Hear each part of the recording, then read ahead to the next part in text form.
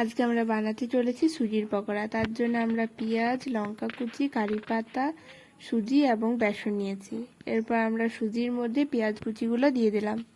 এরপর আমরা কুচনো লঙ্কা কুচিগুলো দিয়ে দিলাম। এর মধ্যে আমরা বেসন দিয়ে দিলাম। আপনারা এর বদলে চালের গুঁড়িও দিতে পারেন। সবগুলো দেওয়ার পর আমরা ভালোভাবে মিশিয়ে নেব।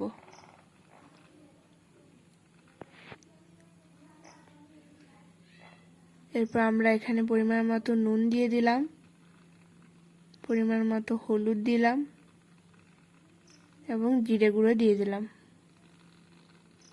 এগুলো ভালোভাবে এরপর আমাদের মিশিয়ে নিতে হবে।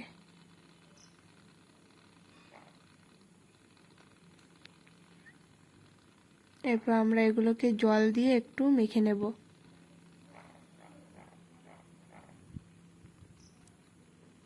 ভালোভাবে মেশানো হয়ে গেছে আমাদের।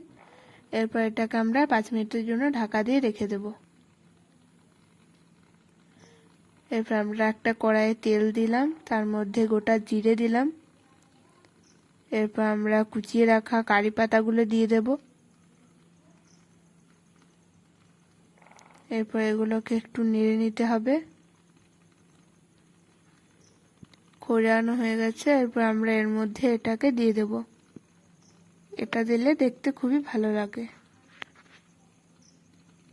এরপর আমরা এগুলোকে ভালোভাবে মিশিয়ে নেব।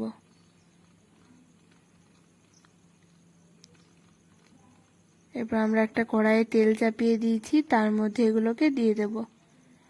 ফ্লেমটা একদম লো ফ্লেমে রাখতে হবে।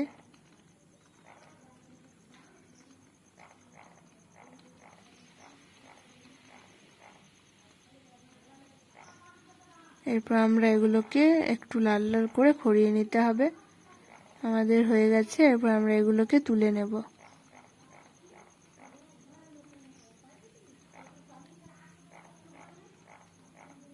এরপর আমরা এগুলো সব তুলে নিলাম এবং এগুলি সসের সাথে পরিবেশন করলে খুবই টেস্টি লাগে।